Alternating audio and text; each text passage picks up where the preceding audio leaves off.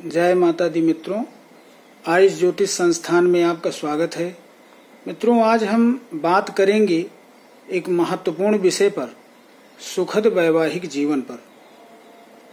मित्रों, हर माँ बाप ये चाहता है कि हमारे संतान की शादी, जो वैवाहिक जीवन है, वो सुखद हो और तनावपूर्ण ना हो। इसलिए हर व्यक्ति ये चाहता है कि हमारे बच्चों की शादी अच्छे घर परिवार में संपन्न हो। अगर लड़का है तो लड़की अच्छी चाहता है, अच्छे परिवार की चाहता है, और अगर लड़की है तो लड़का जो है अच्छे कुल खानदान का हो, अच्छे परिवार से बिलोंग करता हो, पढ़ा लिखा हो, गवर्नमेंट जॉब में हो। सभी की एक तमन्ना होती है। तो वास्तव में शादी से पूर्व मेरा अपना मानना है कि मिलान बहुत जरूरी है। हमको कुंडली का मिलान अवश्य करना चाहिए। जैसे लड़की मांगलिक ना हो, या अगर लड़का है तो वो मांगलिक ना हो। दोनों की नाड़ी है वो दोष ना हो, जैसे नाड़ी एक ना हो। इन सब का विचार करने के बाद ही हमको अंतिम निर्णय पर पहुंचना चाहिए कि अगर वर है तो कन्या पक्ष ठीक हो, बढ़िया हो, और अगर कन्या पक्ष वाले हों तो वर पक्ष अच्छा हो। सबकी ख्वाहिश होती है। तो मित्रों, आज हम इसी विषय पर चर्चा करेंगे और ये बोर्ड के माध्यम से हम आपको समझाने का प्रयास करेंगे कि वास्तव में जो वैवाहिक जीवन होता है हमारा, वो सब कुछ निर्भर करता है सप्तम भाव, सप्तमेश और सप्तम स्थान पर बैठे शुभ ग्रहों की स्थिति को देख करके।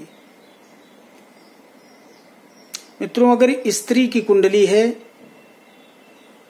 तो उसमें बृहस्पति की स्थिति, मंगल की स्थिति कैसी है, और अगर पुरुष की कुंडली है तो गुरु की स्थिति और शुक्र की स्थिति कैसी है, शुक्र की स्थिति को देखा जाता है। अगर सप्तम भाव और सप्तमेश, सप्तम भाव पर पड़ने वाले अच्छे ग्रहों की दृष्टियां ये बताती हैं कि अमुक व्यक्ति की शादी अच्छे कुल खानदान में हुई है, अच्छे घर की लड़की से शादी हुई है, पढ़ी लिखी है लड़की, और तब ये माना जाता है कि हाँ, इस लड़की की शादी होने के बाद जो उसका वैवाहिक जीवन है वो काफी सुखद होगा, मधुर होगा।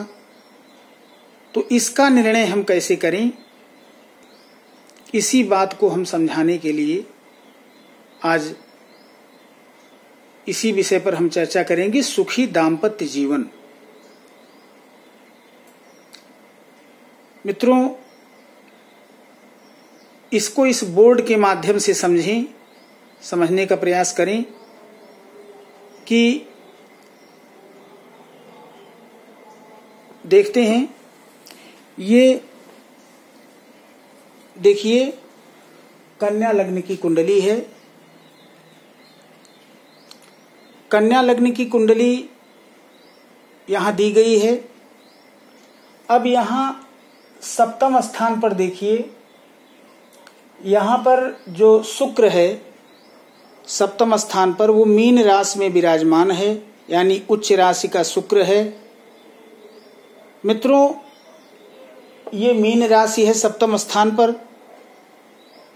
इसका जो स्वामी है वो केंद्र भाव में अपनी ही राशि में विराजमान है। तो इसका ये मतलब है कि इस कन्या लग्न की कुंडली जिस लड़की की है, एक स्त्री की कुंडली है ये,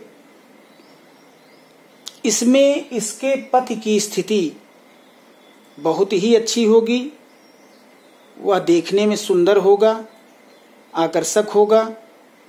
दोनों में बहुत ही मधुर संबंध होंगे विवाह के बाद, क्योंकि यहाँ सप्तम भाव में बुध और शुक्र बैठे हैं। आप लोग देखिए मीन राशि में, और सप्तमेश गुरु यहाँ केंद्र स्थान में अपनी ही राशि में विराजमान है।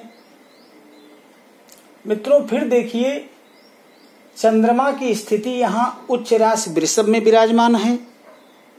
तो इसलिए कहा जा सकता है कि दोनों में आपस में बहुत ही अच्छी स्थिति होगी, सुखद वैवाहिक जीवन होगा। इस चक्र के माध्यम से आप लोग देखिए कि गुरु की भी स्थिति अच्छी है और शुक्र भी केंद्र में बुध के साथ बैठा हुआ है और उच्च का होकर के बैठा है। मित्रों, शनि देखिए तीसरे भाव में अपने मित्र राशि में विराजमान है। ये मंगल की राशि है वृश्चिक, यहाँ पर शनि बैठा हुआ है। लेकिन यहाँ हम केवल शुक्र को, बृहस्पति को, मंगल को और अष्टम स्थान को देखते हैं। मित्रों, अष्टम स्थान से ये पता चलता है कि अगर कन्या पक्ष की कुंडली है तो उसके पति की आयु क्या होगी। तो अगर सप्तम भाव जो है और सप्तम भाव का स्वामी केंद्र या त्रिकोण में बैठे हों तो बहुत ही अच्छी स्थिति मानी गई है।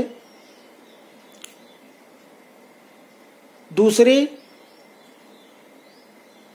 शुक्र, बृहस्पति और मंगल, अगर मंगल की भी स्थिति बढ़िया है तो कुल मिलाकर के मित्रों जो है शादी के बाद जीवन बहुत ही अच्छा होगा।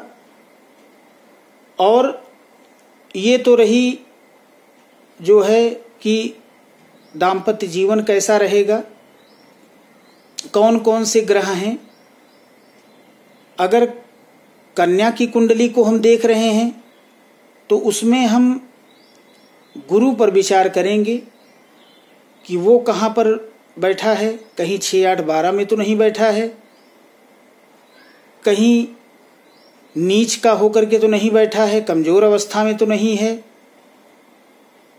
तो मित्रों, एक चीज और है, अगर अष्टम स्थान पर कन्या पक्ष की जो कुंडली है उसमें अष्टम स्थान पर अगर पाप ग्रह बैठे हुए हैं तब भी वर पक्ष के लिए ठीक नहीं है,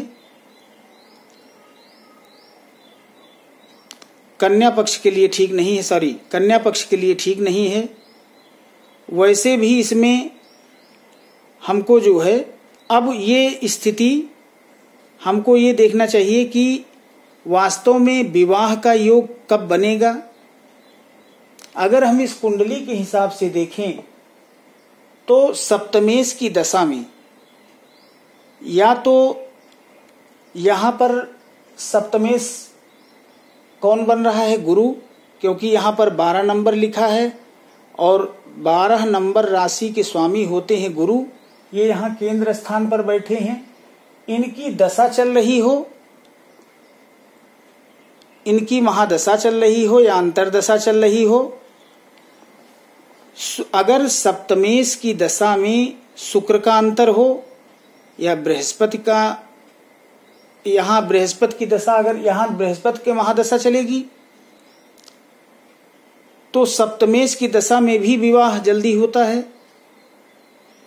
दूसरे, अगर इन सप्तम स्थान पर किसी अच्छे ग्रह की दृष्टि पड़ रही है इस स्थान पर, तब भी मित्रों ये माना जाता है कि उसके विवाह जो है जल्दी संपन्न होंगे।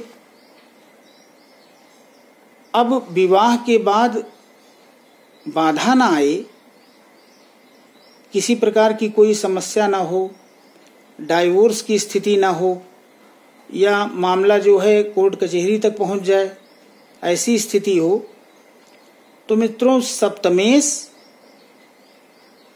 में या और शुक्र और बृहस्पति इन सब का खराब अवस्था में होना, पीड़ित होना, 6, 8, 12 में होना विवाह में बाधा उत्पन्न करता है।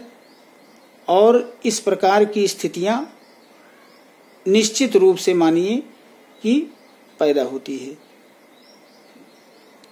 तो आज मैंने, अगर मान लीजिए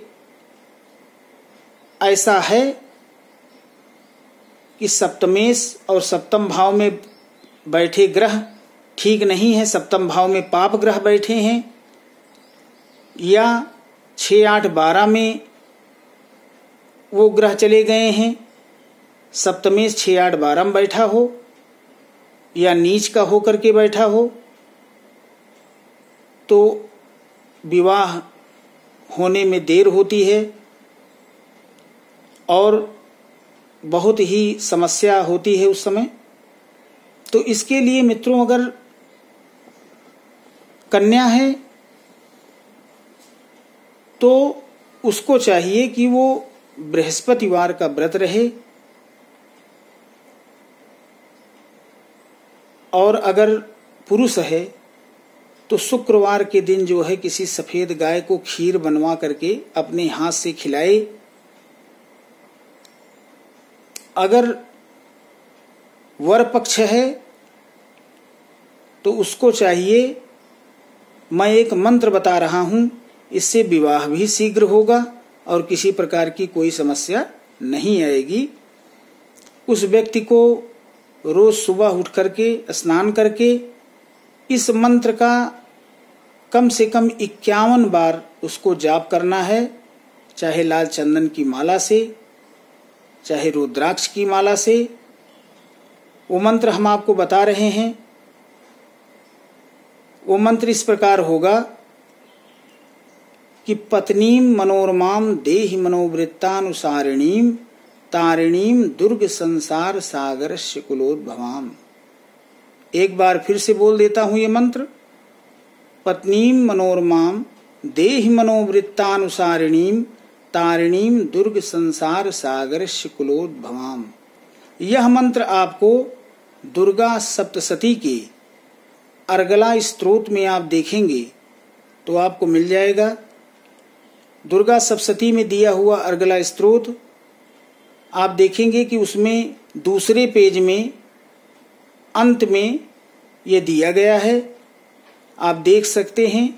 और उस लड़के को प्रतिदिन शुक्रवार से, शुक्ल पक्ष के शुक्रवार से शुरू करे, या नवरात्र देवी जी का अगर चल रहा है तो वहां से शुरू करे, और 21 शुक्रवार इस मंत्र का जाप करे लगभग 51 बार। तो विवाह में जो बाधाएं आ रही हैं वो बाधाएं दूर होंगी और वैवाहिक जीवन उसका सुखमय होगा। मित्रों, आज के लिए बस इतना ही। आशा करते हैं कि आज का यह वीडियो आपको पसंद आया होगा। तो हमारे इस वीडियो को सब्सक्राइब कीजिए, लाइक कीजिए और शेयर कीजिए। धन्यवाद। जय माता दी।